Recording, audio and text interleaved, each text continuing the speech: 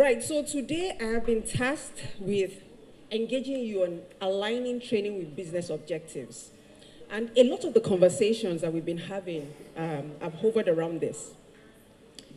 So I will try to do justice to the topic. But as we move on, let me ask a question.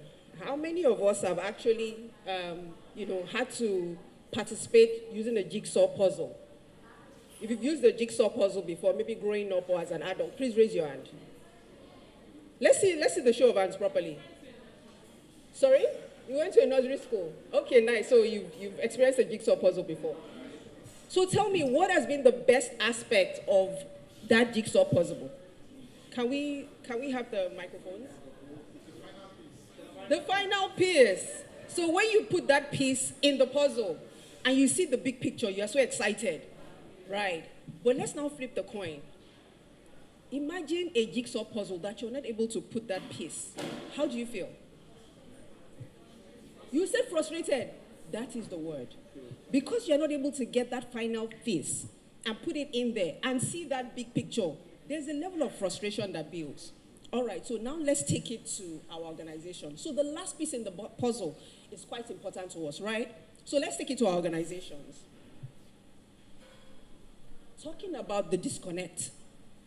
The disconnect between learning objectives and business objectives. So you can see this picture here, right?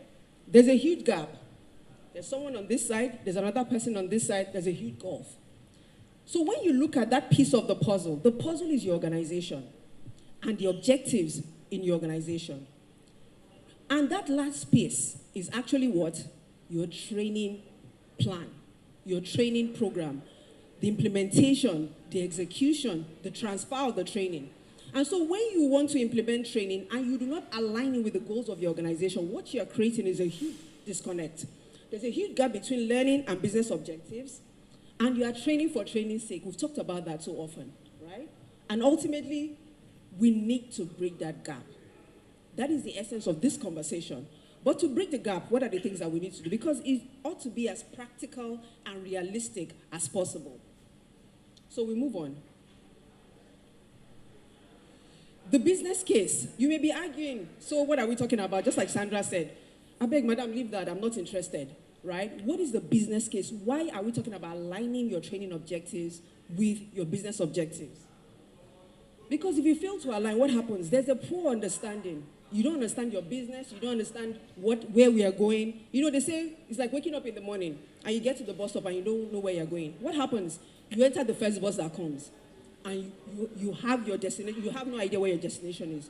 But if you want to get to a certain place, you know, if I'm going to Yaba, maybe from Ikeja, I will get to Ikeja, I will take a bus to Yaba, I will get down at Yaba because I know I'm going to Yaba, right? So, poor understanding of the business goals, ambiguity in understanding the business goals means that you don't even know where the business is going. Now, when you don't know where the business is going, how can you solve the problems of that business using training? It's like a doctor that wants to diagnose, or a doctor that wants to treat a patient rather, and has not diagnosed the patient. What kind of treatment do you want to give? You're not going to solve the problem.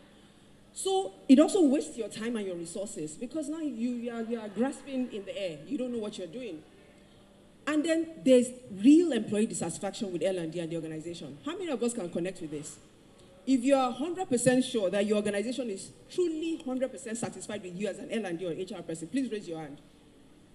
If you are confident enough, please raise your hand. Not one hand. There's a big problem, right? So people become dissatisfied with L&D and HR because they're not able to give them what they want, what is important to them. Remember Melanie talked about what is in it for me.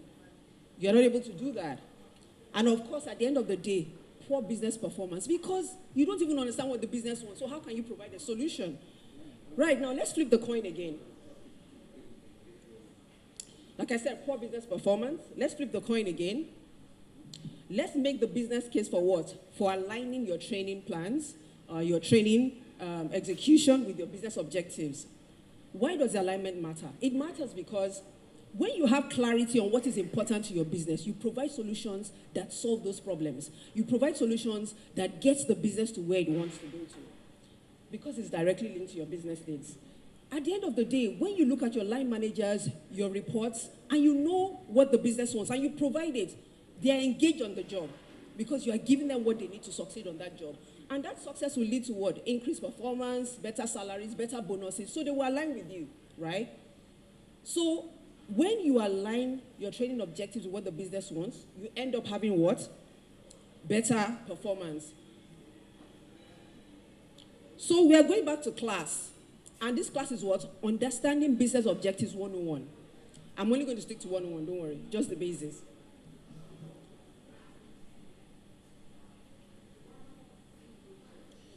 And what does it mean to understand your business objectives? It starts with knowing your business.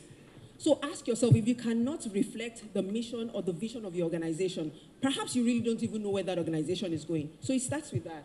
So let's talk about the goals. What are your revenue targets? What are your profit targets? What market share are you looking at? I'll use my own organization as an example. So last year, we achieved about 84.6 billion naira. I remember, right? Our profit targets, we achieved about 5.8 billion naira. I remember because it's important to me. Our market capitalization, we had about currently is about 96 billion. I know because it's important to me. And because I know those figures, I can engage my MD CEO or provide solutions that aligns with what he wants. So ask yourself, how many of us know what revenues we are projecting for the year? We will say we're in HR, we're in L&D, so it doesn't concern us, but it concerns you. Because it is those activities that you put in terms of your learning and development that leads you to that. So if you cannot talk about the revenue, if you cannot talk about the profit, if you cannot talk about your market capitalization, if you cannot talk about your market share, then you still do not understand where that business is going, right? So now after the goals, you know our overarching goals. Where are the strategies? What are we going to do to get us to those goals? How many of us have seen our maybe 3-year strategic plan, 5-year strategic plan, or even a portion of it that relates to us? So if you have not seen your strategic plan, you don't even know what is in there. Please, really, again, I'll keep asking this question. How do you want to solve the organization's problems? So again, I want to relate it. For me, I've constantly been part of that, strategic planning committee for the past maybe almost like 7 or 8 years in my organization. In fact, I named one of the plans. I named it Project Phoenix because we're coming into a year where the previous year, our profits are dipped, our revenues dipped and all that. So Phoenix, if you know Greek mythology, is a bird that came out of the flames and soared high. And so, to tell you the level of involvement, I named that project, the strategic plan for a whole organization, Fits in Healthcare PLC, Project Phoenix. And from Project Phoenix to Project Sirius, even in the names we are giving the projects, we have an aspiration, our vision, our goal. The last one we termed it Project Sirius. Sirius is actually the brightest star in the night. In fact, the second brightest star, Sirius is twice as bright as that star. And if you compare maybe Sirius to the moon, I forget now, it's almost like maybe, is he 80-something times brighter than the moon, 8 times brighter than the sun, rather. So you can imagine, so even as an organization, in naming our projects, we are telling ourselves, this is where we want to be the preferred company that adds value to life with brands that deliver sustainable, profitable growth. So we want to be that preferred company when you're talking about healthcare. Then we want to develop brands, that add value to life. So value to our life of our customers, of our employees, of our vendors, of our contractors, of our clients, across board, with brands that deliver sustainable, profitable growth. Brands, we're not talking about products. Brands talks to sustainability, what people can engage, what they will remember. Sustainable, profitable growth. We want to be sustainable as an organization. We want our revenue to jump, everything to jump. I understand that.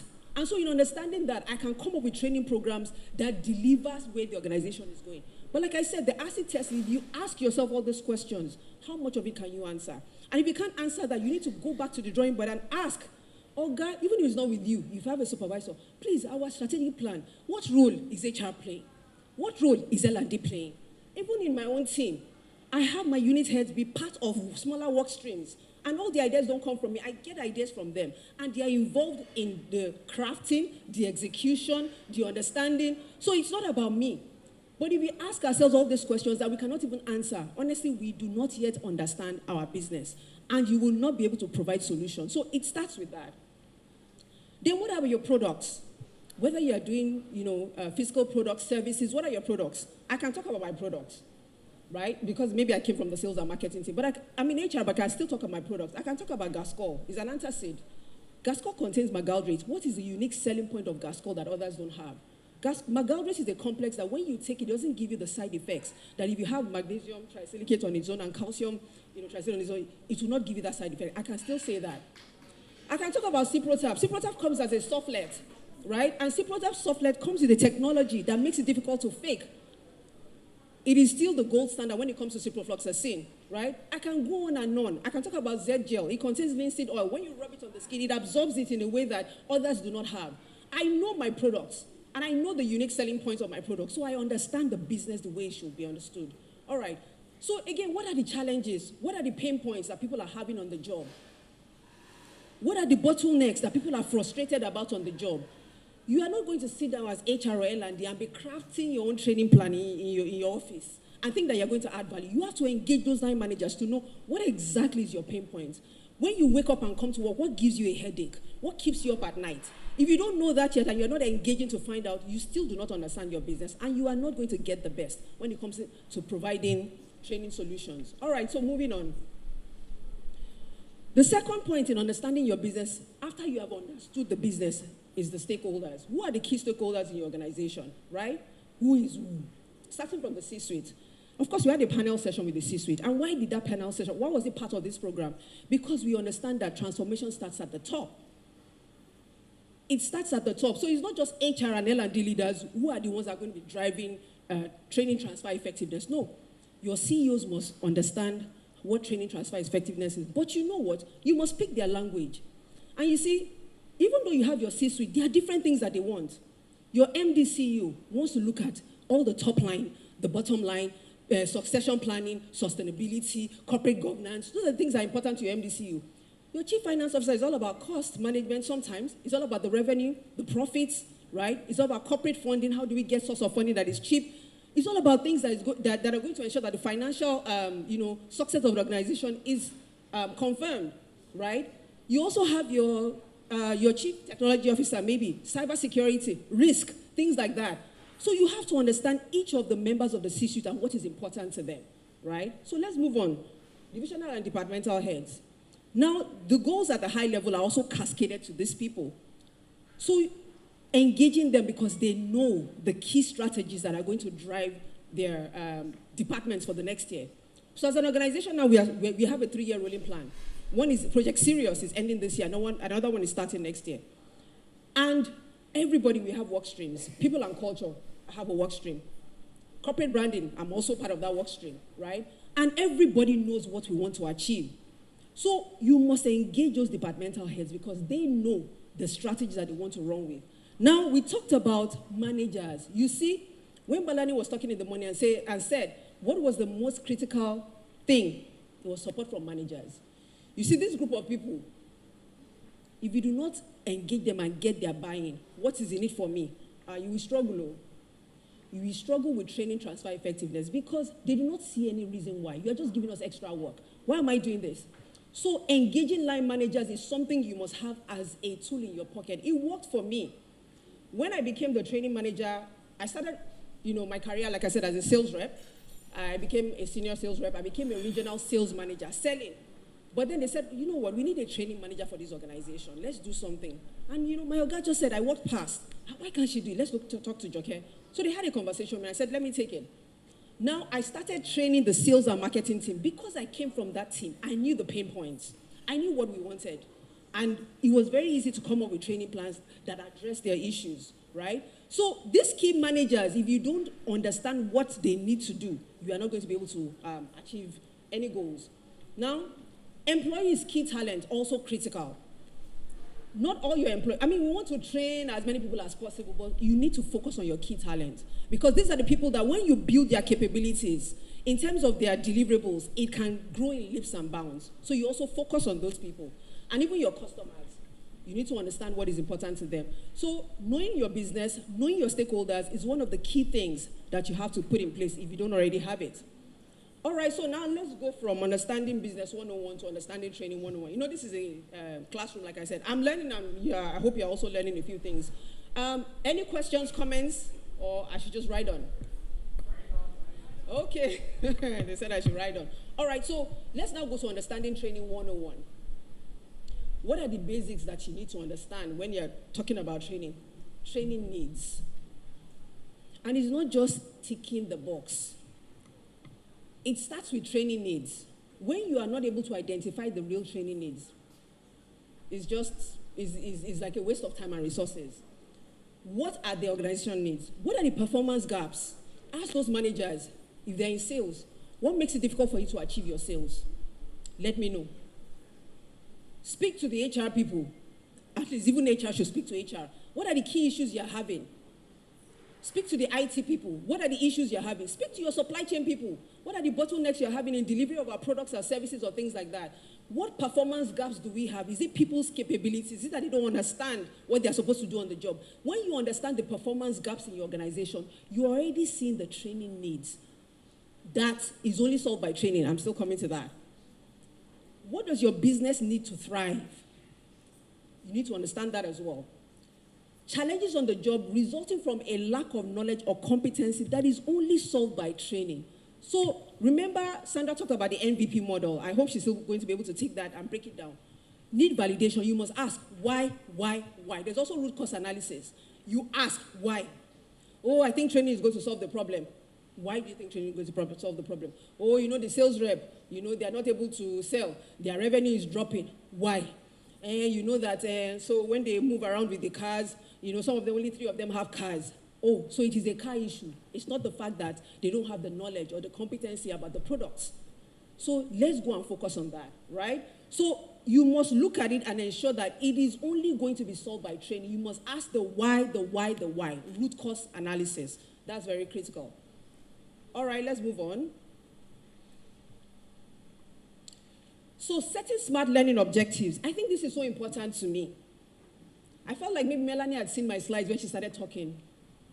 You must understand what those needs are before you start the training.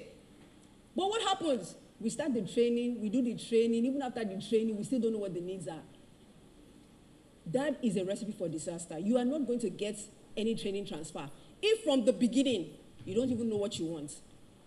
So when you start the training, before you start the training, understand what are the things that I want to measure. So if you're a facilitator, what you do is that with your proposal, include it as part of it. That is the value add that you are giving other people. What is the value add that you are giving other people, right? So what will be measured? What changes in behavior do you want to see? What changes in performance do you want to see? What actions will impact business results? And can this be smart, specific, measurable, actionable, result-oriented, and time-bound? Make that part of what is measured, all right? And how do we establish this, like I said before, the training? Okay, moving on. Now let's come to training transfer. Like I said, it's just basic 101. Now there are 4 levels here. Level 1 is the reactional level. How the participants respond to training. That's the one where they are happy, they enjoy the food. Because I want us to look at this and we'll tell ourselves, which level are we? Level 2, how much did participants learn from the training and have their skills improved? That's level 2. Level 3, have participants applied what they have learned from the training? And then level 4, what benefits has the organization experienced as a result of the training, which is the peak? So I'm just going to share practical tools and techniques. We're rounding up now on this. The first one is on the job application. So remember we have talked about what are the KPIs at the beginning of the training program. You must set it from now. I'll give you a typical example. We are undergoing a restructuring in my organization. That restructuring means that teams are going to be changed. It also means that people who have been marketing a certain product are not going to be marketing. They are going to be marketing now a wider range of products. So it then means that we need to do what? We need to do product training for them. And part of my conversation with my L&D team is that, yes, let's push out an assessment. We know that they may not know these products, but let's still assess the level because we work in the same organization. Some people may still have residual knowledge about some products, even though they've never marketed it. Let's do that. Let's measure where they are, right? And then when we run the training program, after that, let's also put up another assessment to see how are they increasing their knowledge, their understanding of the products, right? So on the job application now, after that, what can a manager do? A manager can say, or even the L&D, okay, let me accompany you on the field. And let's see how well you are detailing the doctors, how well you're having conversations with them, how confident you are about your product and the unique selling points. That is on the job application. So sometimes it's not about the naira and kobo, like you said. It's just simple things, behaviors, like going to evaluate and see how they're applying it on the job, right? The next thing is case studies or projects. Our trainees complete a project or case study that demonstrates their understanding and application of the training. So I talked about leadership programs that we run, right? And part of our leadership programs, we have what we call action learning projects. For every leadership program, there's an action learning. And we pick projects that affect the organization. And the way we won't structure it, we pick someone that is going to execute in that department. So HR, for example, if we want to talk about talent management as a project, someone must be in HR, in that leadership cohort that is going to be part of that group. So that even after the session, that person, because it affects their job, they will continue to run that project. And that is the way it has worked for us. So you have projects, that are part of your leadership program. And that way you can measure the real results because people are solving real problems. And when they solve that problem, talent management, attrition and all that, your attrition rates were maybe 2% before or maybe 10% before. And then when you implemented that training program, the leadership program, and you implemented that project, it then came to what? It reduced to 2%. From 10% to 2%, that's a big reduction. You show those results, right? So these are some of the tips that helps you in measuring training transfer. The other one is pre and post assessments, like I said, quizzes or assessments. Sandra said, she came to meet me and she talked about Excel. I had to design them because I was always about value add. I designed a form. And in that form, very simple, I just share with you so that if you want to use it. It has the name of the person, the department. It has, of course, the name of the training program and all the biodata and all that. But then it has 5 criteria. It may not be 5, it can be 3, whatever, that relates to that training. Customer service, for example, how is the person able to satisfy customer satisfaction from their survey? How many customers is the person able to bring in? Just highlight like 5 criteria or 3 and then rate. So the line manager will rate that person. This is where this person is operating right now. And the beauty of it. The line manager will sign. That person going for the training will sign so that there's a conversation around what do you want to measure. And then the L&D person will sign. And we just keep that form. And then after we do that, after the training, we apply the same thing. We don't show them that form because we don't want you to remember what you did. We just highlight the criteria and you measure again. And then when you measure, you see the difference. Right, so moving on. Training proposals, I already talked about that. Feedback from managers and peers, very critical. Melanie talked about the 505. 5 minutes, have a conversation before. During the training, make sure that no disturbances, 5 minutes after. But you can flip it also with the managers, not just people going on the training. 5 minutes, engage the managers before the training. How are they going to do this is that? 0, you leave that. 5 minutes after, you also engage again. How have they changed? What are you saying, right? So that engagement with line managers will show you behavioral changes. And these are things that you can then convert into your report that is going to your management. Moving on, metrics and data analysis, and I've talked a lot about that. How I related training to revenue for the organization. And I tell you that from then on, they never cut my training budget, even till now. And I laugh and I joke, and I used to tell my training manager, you are really enjoying. Because I had to prove that training is something that you don't mess around with. So data and analytics is very critical. I also talked about leadership training, how the number of people that we are trained had grown to become leaders. So it's about data and analytics. So as an HR or L&D person, if you have not trained yourself on data analytics, honestly, you have not started. If you are not engaging in data and analytics, you have not started. Because you need that to be able to prove return on investment for the programs that you're having. So capture it as a key learning objective for yourself, for your HR team, for your L&D team, because that is critical for you to actually succeed. All right, so moving on. This will just be the last slide on techniques. Skill demonstrations is very key. Simulations, presentations. When we do assessment centers, communication skills, we put everybody in a group and we pick a topic and say, do a presentation, X tempo. And then you begin to talk. It could be, Ebola virus disease. And we see how you just talk. And there's an assessment, and you get that feedback. When people are also having departmental trainings, you say, give this person an opportunity to present, please, and I want to observe. And you go there and you observe. So it's just simple things that can show that training has actually, transformed business results. Return on investment analysis, there's a calculation for that, but I don't want to bore us. let's just move on. But this is something that is critical. I think Sandra will still talk a little bit more about that. Storytelling. Connect stories. We did that a lot in my organization. We do videos, right? You come, you do a video, we tell you, talk about how training has transformed what you have done, talk about how an experience has transformed what you have done, and that also goes on. So these are some of the tools that we have in place to ensure that you can actually measure training transfer as you go on. So tracking success, what is working? Are you tracking your increase in performance, your revenue, your engagement scores, your customer satisfaction scores? Are you tracking reduced costs, shorter timelines, customer satisfaction? It's not always about the naira and kobo all the time. It could also be behavioral changes. Employee engagement, you must always link all these training results to your business outcomes. What is important to your business? And of course, you must also regularly adjust as you're going. You don't say, oh, we started the training plan, and this is what we plan to do at the beginning of the year. So that's what we're going to execute till the end of the year. Strategies change. Things evolve. So you must always be in tune with what is happening so that you can also, react accordingly. So in conclusion, I know it's been a long, different classroom 101. In conclusion, we need to get aligned. We need to understand what the organization wants, because it is that understanding that we're able to provide solutions that address those issues. And if we cannot align and put that last piece of the puzzle in the big picture, then we will not have gotten it at all. And we will not be able to show return on our investment. We will not be able to show to the business that L&D matters. I say L&D is the engine of the organization, because you understand the capabilities that can get the organization to go from zero to hero.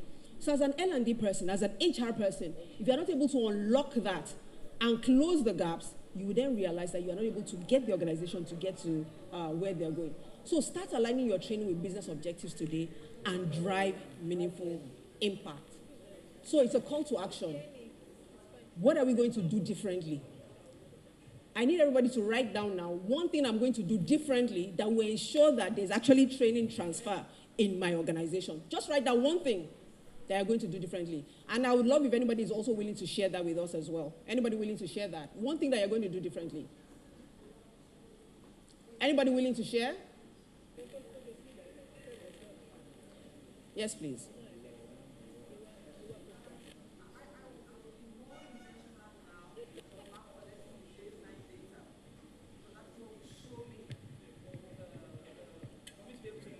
The impact that has occurred. Thank you. Thank you. So she says she'll be more intentional about collecting baseline data before the training starts. What are you going to capture as your smart, measurable goal before the training starts? Any other contribution?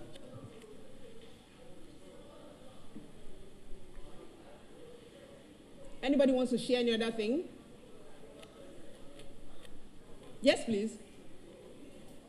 Oh, okay, I thought the person. All right, so ultimately the learning is that we must always align our training needs with the business objectives. And it starts with understanding the business and completing that last piece of the puzzle that gives you the big picture.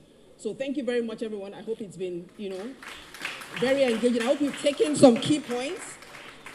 And then we're open to questions, also from the audience.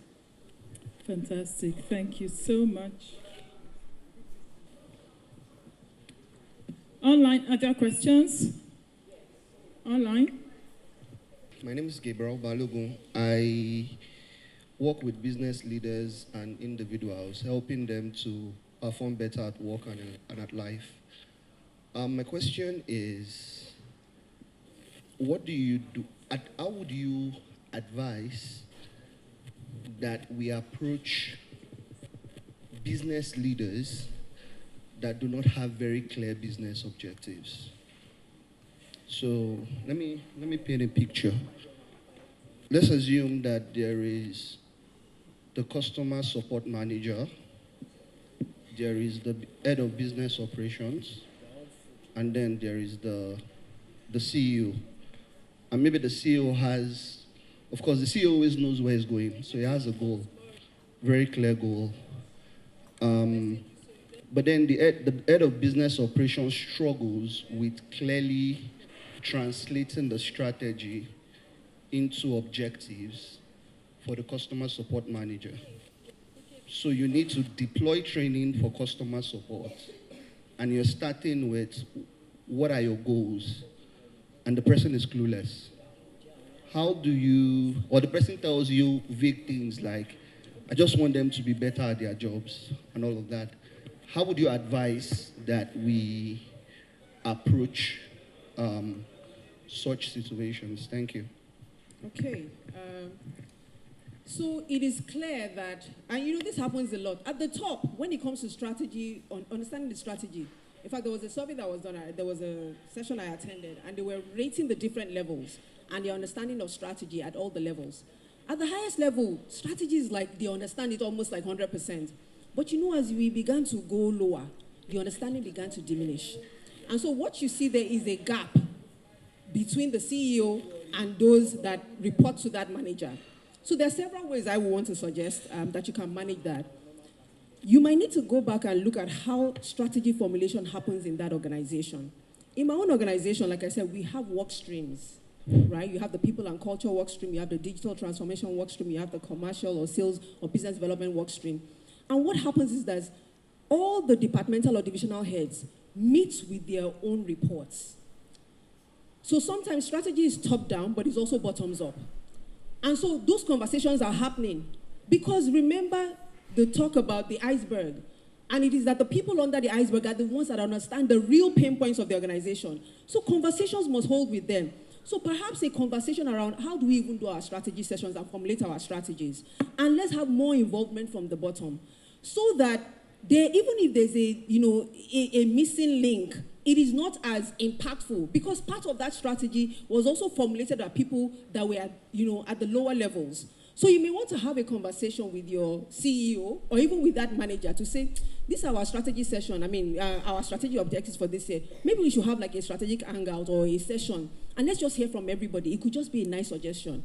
And in that way, that person may also now be forced to say, okay, because now I'm going to have a strategy session. As the leader, I may have to share tips. So I may need to get a better understanding of what is going on. So that involvement with people at the lower level in formulating the strategy can solve, part of that problem, right? Again, you can also do a 360-degree feedback.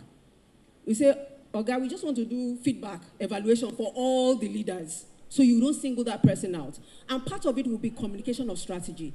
In our yearly employee engagement survey, it's one of the key things that we measure. Do you have a good understanding of what the business objectives are? We ask every single employee.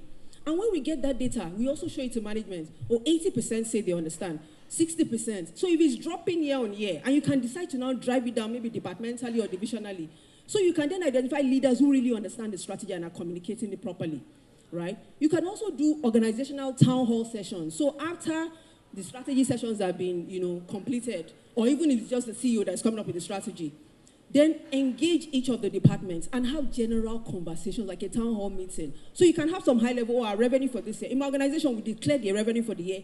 Every year, we declare to everybody from the machine operators to the packers to the divisional heads. Everybody knows what the revenue target is because it's broken down from top to all the different departments. So those sessions around having those conversations, it could just be a town hall meeting, makes it easier for strategy to then go from top to bottom and does not situate it only at some levels. So I think those are some of the tips that I have that may help you solve that problem, a little bit. I hope that, sort of answers it to an extent. Thank you. Then you may just want to give direct feedback with that person. Sit the person down and have a conversation. Remember what is in it for me. Oga, if you do not explain to us this strategy well, we're not going to be able to run with it. If our target is so, and so, when we achieve it, Oga, you shine. You shine. So please, Oga, explain it to us, or let's even see the document with something you can share with us, so that when we break it down, if our target is so, or customer engagement, you are able to, we can achieve it for you, and you will shine. Your next promotion, there's a way you will get into that. Your Oga said that even if he didn't want to do it before, because he sees how it is impacting his own work, he will go back and do a rethink. So those are some of the tips that I just want to share with you. Thank you. Thank you very much. So my question is, some participants are hesitant to share their story after a training. So what strategies can someone use to make them more comfortable to share their story? Okay, I think you first of all need to find out why don't they want to share their stories? There's a reason. Is it based on lack of trust? Is it based on the fact that if I share it, what difference does it make? So you need to first of all find out why they're not sharing their stories. Then maybe you also want to incentivize them. You go for a training Thank you. program, you share your story. For every story you share, you get a perk. Maybe you get 1 day off or you get this corporate gift or something like that. So those are just two, quick suggestions as to how you can All right, thank you. encourage them to share their stories. Yeah, thank you. One more question, the last one for today. So I wanted to confirm, can you share with us a framework to calculate return on investment? Thank you. So it's a simple calculation. It's just remember BCC. BCC makes it easy. It's the benefits from the training program, right? Minus the cost of the training program divided by the cost of the training program multiplied by 100. So when you say BCC, it just makes it easy. But what it means is that training program, what are all the benefits you got from the training program? So if it's quantitative, capture it, right? When this person went on the training, sales grew from so to so, or when this person went on the training, customer satisfaction rates increased from so to so, right? You capture all the benefits that was gained from that training program. And then you look at all the cost of the training program. So benefits minus cost, all over cost multiplied by 100, that gives you ROI. It's just a simple calculation.